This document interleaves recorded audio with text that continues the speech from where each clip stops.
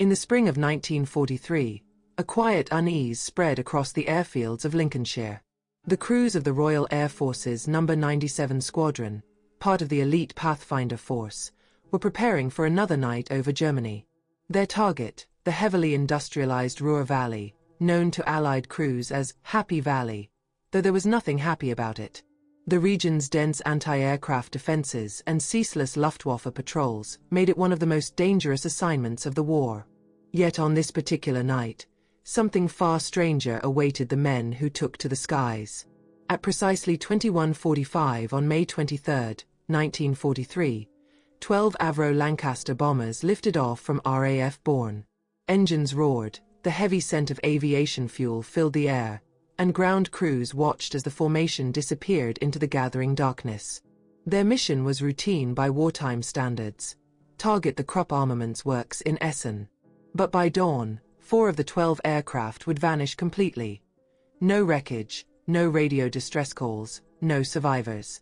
The official explanation would cite severe enemy action, but even at the time, that seemed incomplete. Each Lancaster carried a crew of 7: pilot, navigator, bomb aimer, flight engineer, wireless operator, and 2 gunners. These were veterans, most on their 20th or 30th operation. The lead aircraft, ED-940, was commanded by squadron leader James "Jock" Fairbairn, a respected officer known for his meticulous flying. The crews trusted him implicitly. Yet according to formation reports, his aircraft was the first to drift off course shortly after crossing the Dutch coast. Witnesses from the second wave described seeing Fairbairn's Lancaster suddenly veer north, maintaining altitude but failing to respond to radio calls. Within minutes, it vanished from view. The Ruhr Valley that night was lit like a furnace. Searchlights crisscrossed the sky, and bursts of flak blossomed above the city. German night fighters, Messerschmitt Bf 110s equipped with Liechtenstein radar, were active, but none reported engagements in the grid square where the 97 Squadron bombers disappeared. When dawn broke over RAF Bourne, only 8 aircraft returned. Heavy losses, wrote Wing Commander Maurice Bell in his log, but not a trace of the missing. No Mayday calls, no sightings, nothing. Simply gone. In the days that followed, families waited anxiously for news. Telegrams of condolence began to arrive, but there were no confirmed crash sites. The Air Ministry classified the losses as presumed missing in action. What troubled intelligence officers, however, were the inconsistencies. The Luftwaffe's own records, captured later in the war, listed no claims corresponding to those aircraft. Even German radar operators stationed near Dusseldorf recorded unusual interference that night. Strange returns, as if signals were being distorted or reflected by something unseen. In his personal journal, Flight Lieutenant Harold Lewis, one of the returning pilots, wrote, "The air was thick, radio static worse than I've ever known. At one point, my compass spun as though possessed. Then I saw lights, white, like flares, but moving against the wind. Jock's Lancaster was just ahead of us. And then it wasn't." This entry, later recovered from his effects, would become one of the few first-hand accounts of the incident. Some dismissed it as confusion amid flak bursts and exhaust glare. Others weren't so sure. The Pathfinder force prided itself on precision and discipline. For multiple bombers to disappear without a trace was more than operational bad luck. At RAF headquarters in High Wycombe, Group Captain Basil Embry ordered an internal review. Technical officers checked maintenance logs for structural faults, fuel leaks, and navigational equipment errors. Nothing unusual was found. The only recurring issue was intermittent radio static over the Ruhr, something signals analysts blamed on enemy jamming. But to the men who flew there night after night, it felt different. "We were blind and deaf in that valley," one navigator recalled years later. "It wasn't just jamming. It was as if the air itself swallowed our instruments." The pain for the families was profound. Most received the standard message: "The Air Council regrets to inform you that your son is missing in action." Yet behind closed doors, some officers admitted they didn't know whether the crews had crashed, been captured, or disappeared somewhere off radar altogether. One intelligence clerk later confided that even Churchill's personal staff inquired about the missing pathfinders after whispers reached the War Cabinet. For historians today, the mystery of the vanished bombers reflects both the chaos and innovation of the air war over Europe. The Ruhr was not only a fortress of German industry, it was also a crucible of electronic warfare. Radar, countermeasures, and experimental signal interference were evolving daily. As one wartime analyst later remarked, the night skies over Germany were as much a battle of invisible waves as of fire and steel. The incident was officially closed within weeks, buried under the constant churn of new missions and mounting casualties. But among those who served with 97 Squadron, it became an unspoken legend. Men whispered about the lost four whenever static crackled in their headsets. Some believed the bombers had flown too far north and ditched in the North Sea. Others insisted they had been lured off course by some new German technology. An early form of radar deception, perhaps. Whatever the cause, the RAF never found them. No wreckage was ever recovered, not even after the war when Allied survey teams scoured Western Germany for missing aircraft. The valley where they vanished would later earn a quiet reputation among pilots as a place to avoid whenever possible. A dark corridor where compasses faltered and signals failed. And so, as the war raged on, the mystery deepened. 12 bombers had flown into the heart of the Reich. Only 8 returned. The others were never seen again. Their loss marked the beginning of a series of strange disappearances that would puzzle investigators for decades. The Ruhr Valley, already a symbol of German power, had become something else. A place where history, technology, and human courage collided in ways no one could fully explain. By June 1943, the mystery of the vanished pathfinders had begun to trouble even the upper echelons of RAF Bomber Command. Officially, the incident was logged as losses due to enemy action, yet whispers circulated through officers' messes from Bourne to Wickham. 4 aircraft, 28 men, and not a single radio call, unthinkable in the tightly monitored skies over the Ruhr. To those who'd flown those missions, the absence of evidence was worse than the certainty of death. The Ruhr campaign was intensifying. Operation Chastise, the daring dam-busters' raid on the Möhne and Eder dams, had struck just weeks earlier, shaking German morale but also drawing attention to the region's formidable defenses. Air Marshal Arthur Harris, Commander-in-Chief of Bomber Command, demanded relentless pressure on the Ruhr's industrial heart. "We must destroy the enemy's capacity to wage war," he declared, no matter the cost. The cost, however, was mounting. Entire crews were vanishing, sometimes shot down, sometimes unaccounted for, and now, inexplicably, simply gone. In the aftermath of the May 23 operation, intelligence officers combed through the mission logs. Each aircraft's planned route was cross-checked against the night's radar coverage from chain-home low stations along the English coast. The bombers had vanished just after crossing the Rhine, roughly 40 miles west of Essen. Luftwaffe night fighter records, later decoded through the Ultra program, listed several kills that night, but none matching the missing Lancaster serials. "The Germans claim fewer victories than we have losses," one analyst wrote grimly, "and the arithmetic does not add up."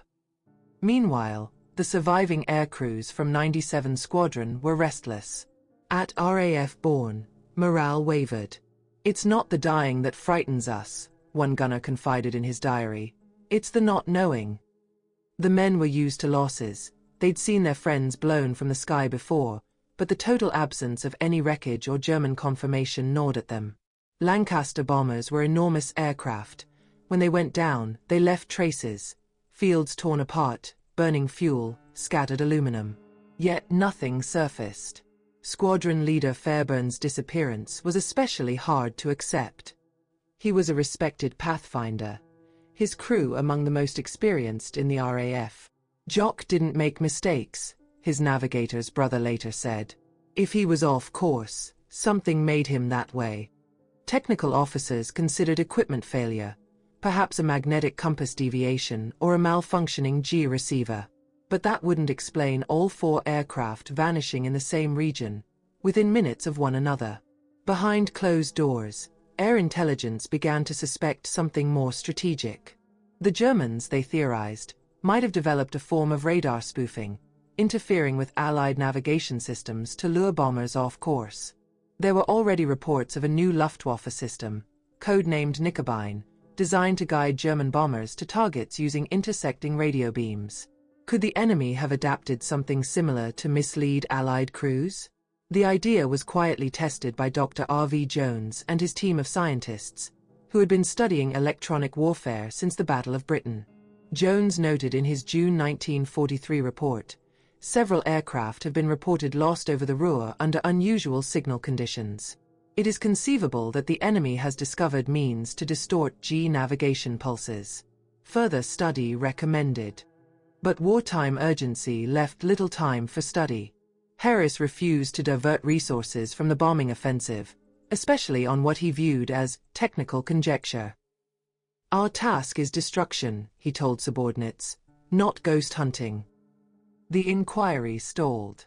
Reports were filed, marked classified, and the official story remained unchanged: losses due to night fighter action. Yet the missing pathfinders lingered in the minds of those who'd flown with them. Some believed they'd been shot down deep inside Germany, in areas still under heavy enemy control.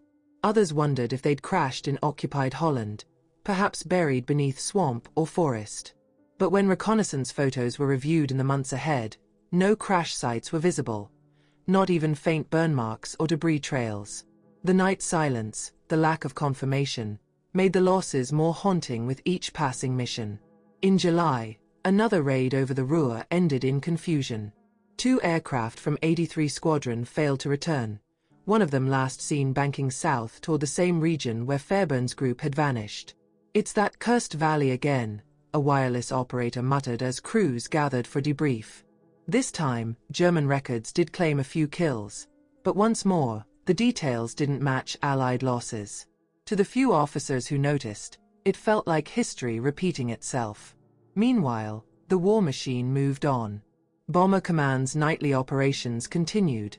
Essen, Dortmund, Wuppertal. Thousands of airmen flew missions knowing they might never come back, and for most, the mystery of 4 missing bombers was a small tragedy in a sea of countless others.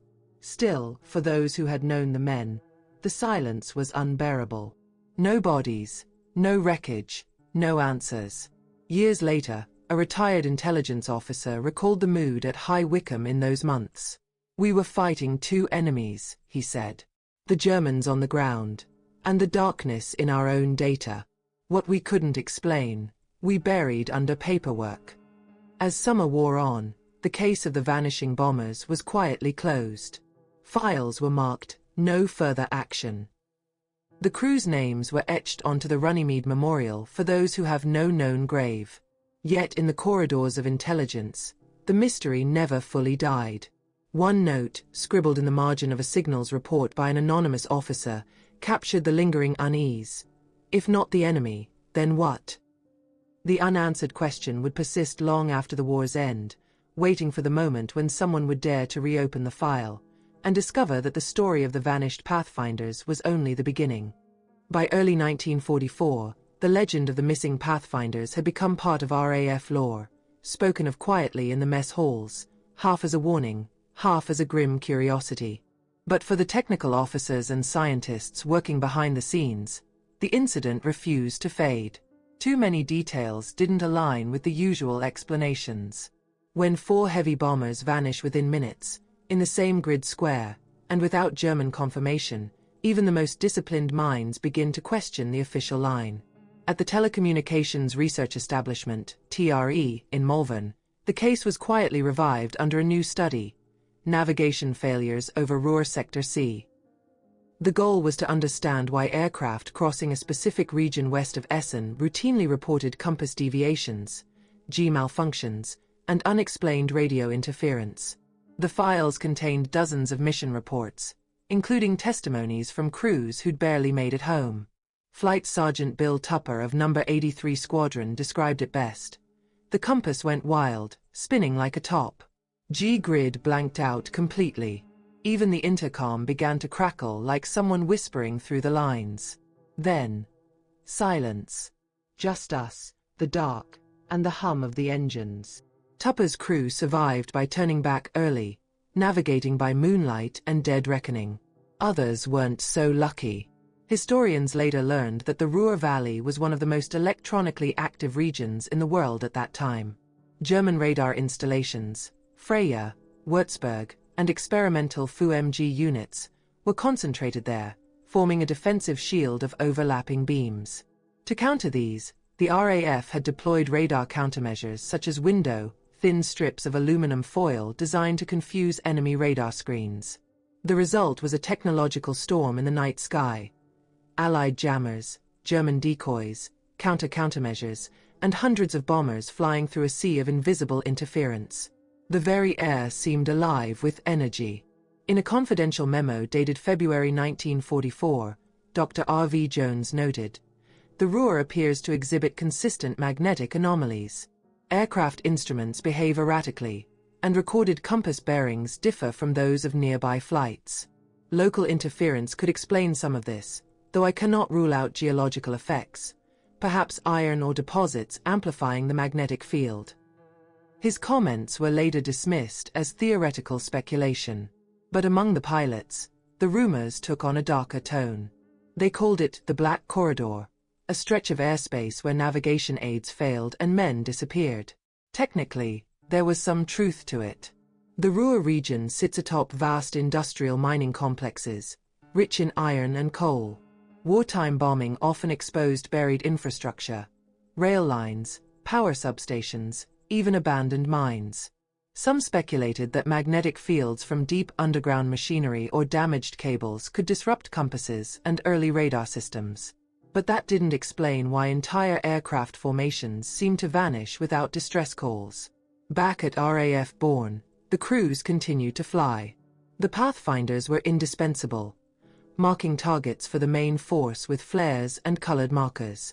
They flew higher, longer, and more dangerously than most squadrons. "We joked that pathfinders didn't get old," recalled one pilot decades later. "You either got promoted, or you got missing." Still, the talk of the vanished bombers persisted. Even new recruits heard the tale before their first Ruhr mission. "Keep your compass steady past Essen," they'd say, half in jest. "Or you'll join Fairbairn and his lot." The tension among aircrews mirrored the strain across bomber command. Losses were mounting, morale stretched thin. Every small mystery or mishap became magnified by fatigue and fear. Yet for some in intelligence, the strange navigation failures represented an opportunity. Experiments began with new forms of radar shielding and anti-jamming coatings. In March 1944, several test aircraft were fitted with radar-absorbent paint, an early precursor to what modern engineers might call stealth. Officially, these tests were unrelated to the missing pathfinders. Unofficially, the connection was clear. The RAF wanted to understand how aircraft could become invisible to radar, and why some already seemed to vanish without trying. Dr. Jones visited RAF Born that spring. He met with surviving pathfinders, listening quietly as they recounted their encounters over the Ruhr.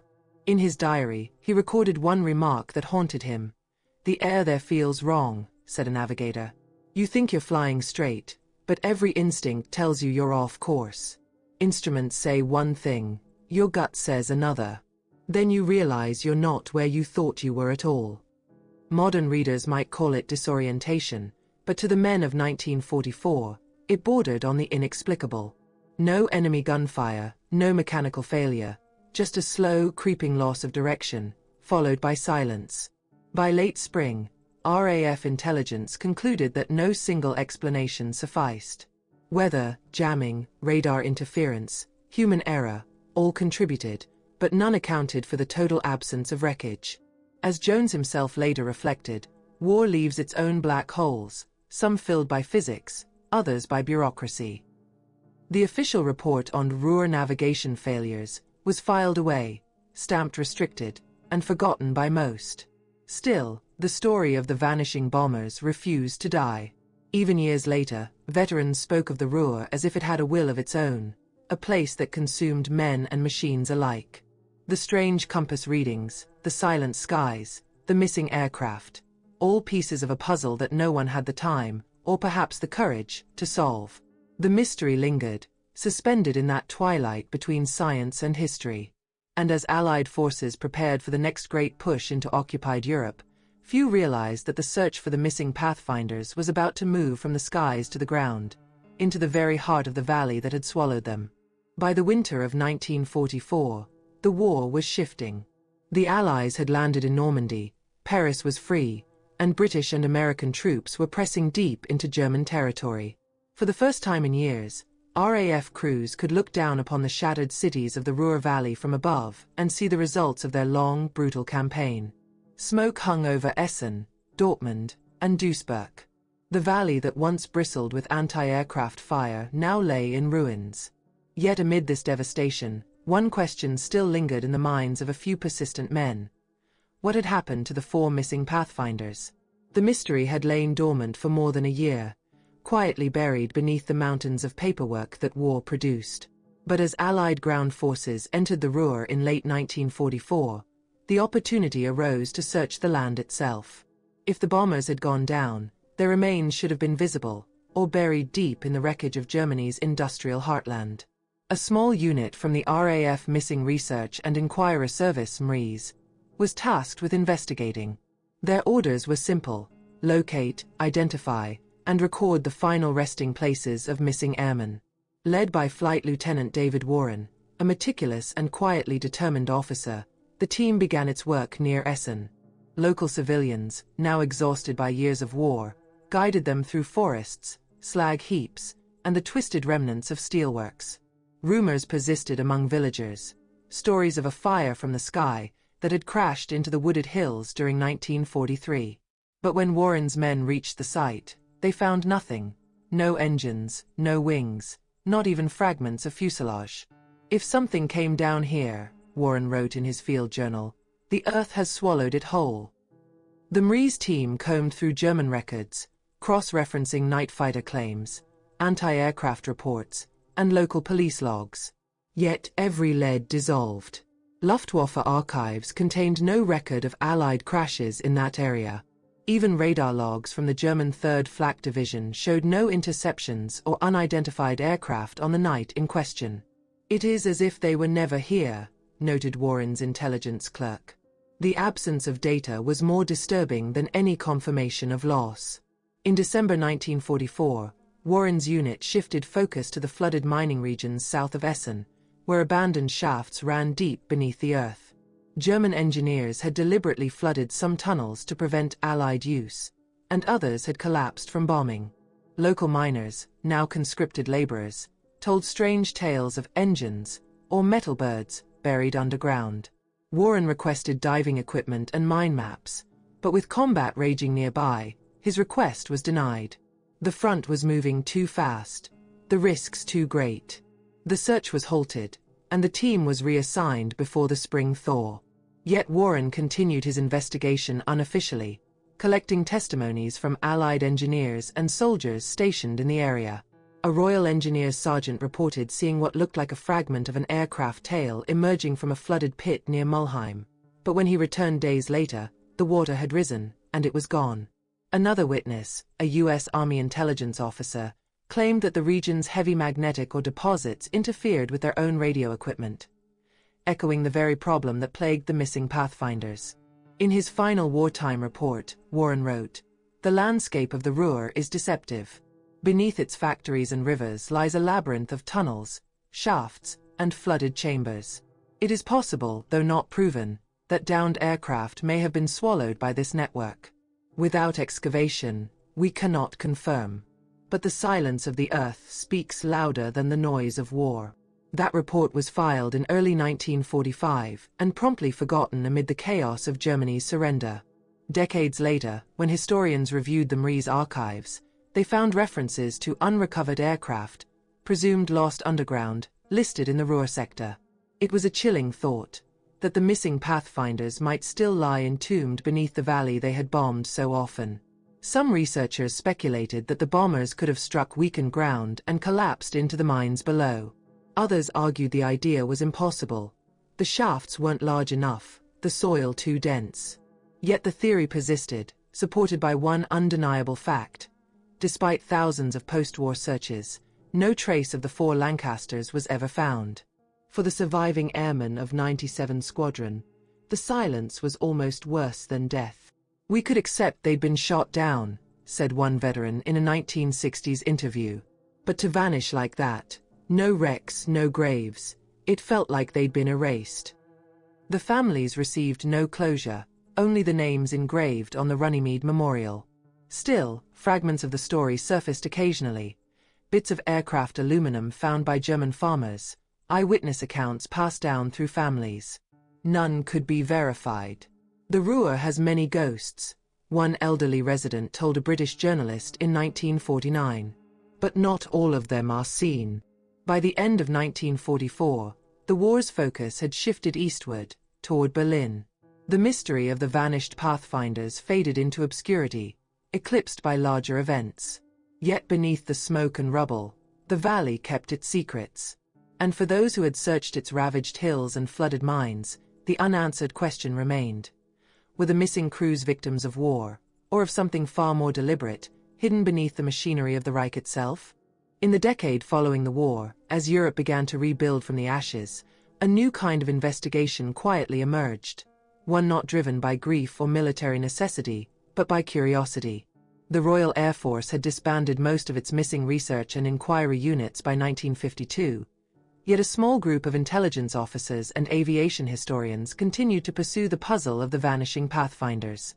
What they found, buried deep within newly declassified wartime documents, would reignite the mystery, and hint that the truth had been hidden in plain sight all along. In early 1953, an Air Ministry archivist named Colin Brewster uncovered a series of restricted memos labeled Project Boardwalk. The documents detailed a covert program initiated in 1943, months before the Pathfinders disappeared, testing radar-reflective materials and modified paint designed to reduce an aircraft's radar signature. The program, led by the Telecommunications Research Establishment, TRE, and approved by the Ministry of Aircraft Production, aimed to study how radar waves interacted with certain metallic coatings. Brewster's discovery shocked his superiors. The test flights had been carried out by specially equipped Lancaster bombers assigned to none other than No. 97 Squadron. One memo, dated May 10, 1943, authorized limited operational testing under combat conditions of new radar dampening coatings. It included a note from Group Captain Embry himself, selected crews to be briefed under strict need to know. No operational record book entries permitted. The date was just 2 weeks before squadron leader Fairburn and his men vanished. Suddenly, the inexplicable began to make sense. The invisible bombers might not have disappeared mysteriously at all. They could have been part of a classified experiment gone disastrously wrong.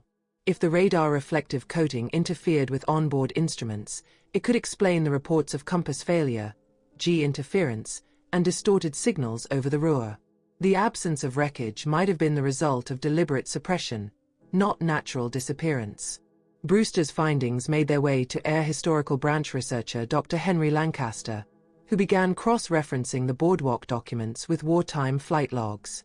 He found several discrepancies: aircraft serials missing from official records, mission summaries rewritten or redacted, and one peculiar entry in 97 Squadron's June 1943 roster, a note stating that 4 crews had been transferred to special operations duty just before the Essen raid.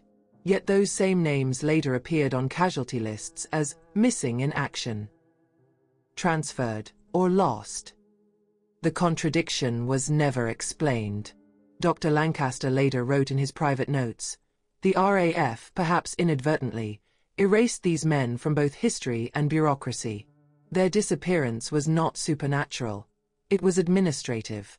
They became ghosts of secrecy, not of war." If true, this revelation painted a more human, and far more troubling picture. The missing pathfinders may have been conducting unauthorized radar trials during live operations. When things went wrong, when their aircraft strayed off course or crashed in unrecorded territory, the Air Ministry may have buried the truth to protect the secrecy of its radar program. In the paranoia of wartime Britain, information could be as deadly as the enemy. Of course, not everyone accepted this theory. Some veterans refused to believe that their superiors would have used operational crews as test subjects. "We were expendable, yes, but not like that," said one former 97 Squadron navigator in a 1970 interview. Others saw the logic. Radar warfare was the cutting edge of Allied strategy, and experiments often blurred the line between necessity and ethics. "The skies were laboratories," recalled a TRE engineer, "and every flight was an experiment in survival." Even so, the Boardwalk files stopped short of confirming the ultimate fate of the bombers.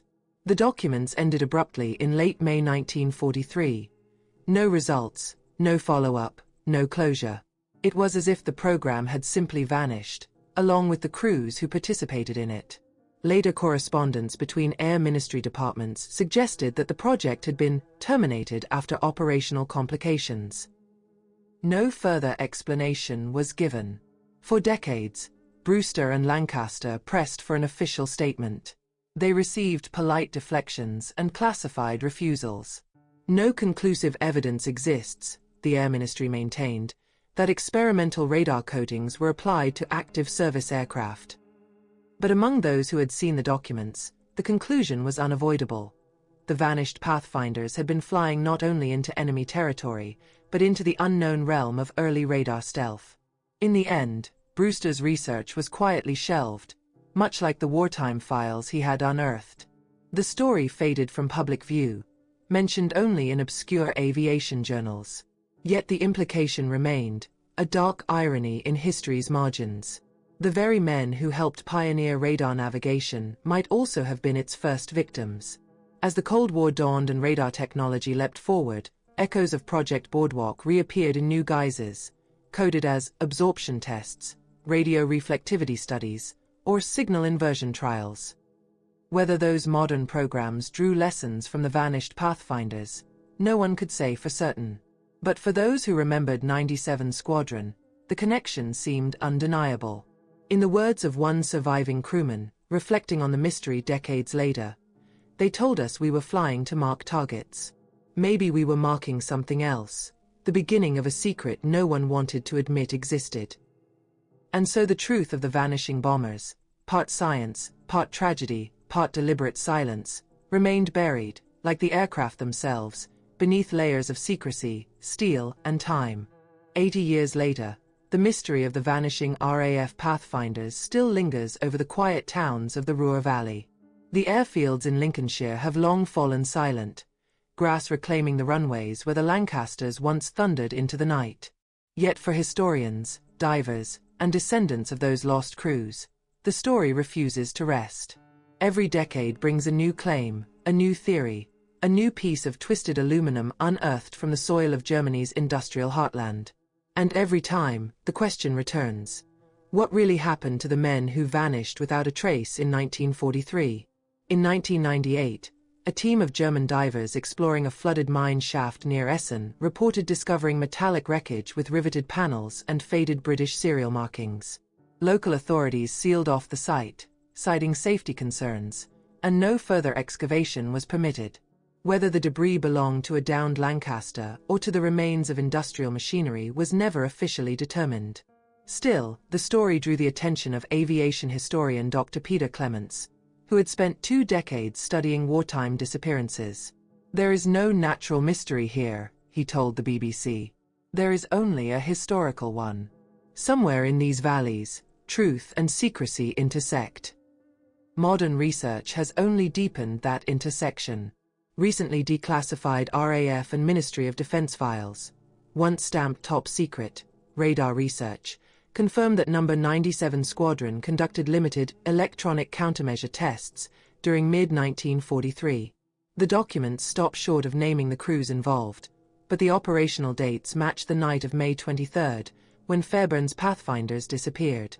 These papers don't prove intent, but they suggest a motive for silence. The secrecy of the radar war was absolute, one former intelligence officer wrote before his death in 1985. Even the loss of men was preferable to the loss of information. For the families of the missing, the silence remains the deepest wound. Many descendants continue to search archives and crash site databases. Some travel to Germany, visiting the forests and rivers where the aircraft were last reported. They leave small crosses, RAF wings, or faded photographs at the edges of mine shafts and ravines. "My grandfather's name is carved in stone at Runnymede," said one relative during a memorial event in 2019. "But stone isn't an answer. We just want to know where they went." Aerial archaeologists using modern ground-penetrating radar have occasionally identified large metallic anomalies buried deep beneath the valley's industrial terrain. Most are dismissed as wartime debris, rail cars, pipelines, or bomb fragments. Yet one 2021 survey detected an object roughly the size and shape of a Lancaster fuselage beneath an abandoned power plant near Mulheim. The discovery reignited public interest, though excavation proved impossible due to contamination and instability of the ground. The site remains undisturbed, a silent monument to the question that will not die. Historians now regard the case as one of the most enduring unsolved mysteries of RAF Bomber Command. Unlike so many wartime myths, this one is built entirely on fact. Real missions, real men, and real gaps in the record. Whether the cause was a failed radar experiment, navigational interference, or deliberate concealment, the effect is the same. 4 bombers vanished into history, and official silence preserved their absence better than any grave ever could. One retired engineer, reflecting on the affair during a 2003 veterans reunion, offered a quiet summation. "Back then, we were fighting 2 wars, the visible one and the invisible one. The pathfinders lost to the first are remembered. The ones lost to the second, they're still waiting to be found." And perhaps that's the truth that endures. The vanished pathfinders were not victims of mystery so much as of progress. Men caught at the crossroads of innovation and secrecy, where the line between heroism and experimentation blurred. They flew into the heart of a technological storm that few understood, and they never came back. Today, the Ruhr Valley hums once more with industry. The mines are sealed, the rivers run clean, and tourists stroll where factories once forged the weapons of war. Yet beneath that quiet landscape lies a chapter of history still unwritten. Somewhere, perhaps hundreds of feet below, rest the aircraft that symbolized both the triumph and tragedy of the age of radar. No supernatural forces, no myths, just men, machines, and the silence of war's forgotten corners. The official files may never yield their full truth, but the story lives on in every name carved at Runnymede, every unexplained blip on a radar screen, and every echo that rises from the depths of the Ruhr. As one veteran of 97 Squadron once said, long after the war had ended, "Some missions never ended, they were simply forgotten." The valley, it seems, has yet to give them back.